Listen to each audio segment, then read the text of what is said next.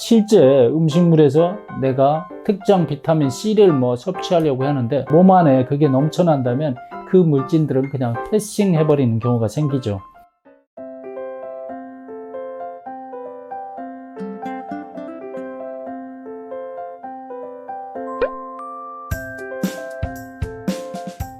건강은 순환, 순환은 리듬. 순환톡톡의 한의사 안수기입니다. 요즘 건강기능식품에 관심들이 많이 갖고 또 건강기능식품이 많은데요. 건강기능식품은 몸을 건강하게 만들겠다는 기능을 넣은 식품이라는 거죠. 식품과 약의 차이는 일반적으로 먹는 건 식품이고 어떤 질병을 치료할 목적으로 쓰는 것은 약입니다. 그런데 식품과 약 사이에 특정한 어떤 몸의 기능을 좀 좋게 만들겠다는 뜻으로 말하는 것이 건강기능식품이죠. 그래서 약하고 식품과 경계 사이에 있다고 볼 수 있습니다.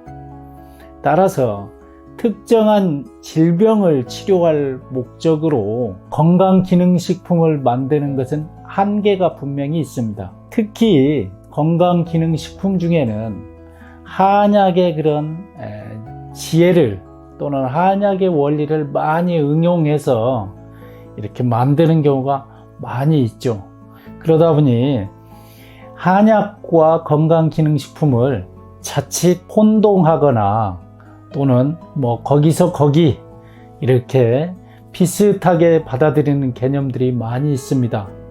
그런데 원래 한약의 어떤 하나의 구성이 되는 약초들 이런 것들로 배합을 해서 하나의 처방, 예를 들면 십전대보탕이니 육군자탕이니 사물탕이니 하는 이런 배합은 실제는 한약, 약의 범주에 속하고 거기에 일부 원료들을 뽑아서 어떤 기운을 올리는 또는 어떤 관절에 좋은 이런 식의 특정 효과를 이렇게 좀 거기에 가미해서 건강기능식품으로 많이 나옵니다. 그런데 한약과 건강기능식품은 엄연한 차이가 있습니다. 한약은 엄격한 그 특수 질병 치료의 목적에 사용한 반면 건강기능식품은 원 한약의 처방에 본 식품의 재료가 50% 이상 들어가 있으면 이건 약으로 보지 건강기능식품으로 안 보기 때문에 50% 이상을 원 재료가 못 들어간다는 특징이 있습니다. 그러면 나머지 49%까지만 이 기능성 원료가 들어가고 51%는 부영제라고 해서 식품의 전체를 만드는 어떤 물질들이 들어가게 되는 거죠. 그래서 건강기능식품은 한약과는 분명히 차이가 있다. 그래서 질병을 치료할 목적이라면 한약이 맞다는 거고요. 그 다음에 건강기능식품도 과하면 부족함만 못한 경우가 있습니다. 특히 건강기능식품 중에 어떤 특정 어떤 비타민이나 이런 걸 위주로 해서 건강기능식품을 만드는데요. 가장 좋은 건강기능식품은 사실은 자연의 원재료 그대로 섭취하는 겁니다. 비타민 같은 것도 예를 들면 그렇습니다. 그런데 이걸 요즘 어떤 비타민의 용량을 많이 내 몸에 흡수를 하면 좋을 것 같은데 우리 몸은 그렇게 간단하지가 않습니다. 그 비타민 성분이 많아지면 음식물이나 자연 속에서 섭취하려고 하는 그런 기능들이 약간 퇴보 내지는 퇴화되는 경향이 있다고 보시면 됩니다.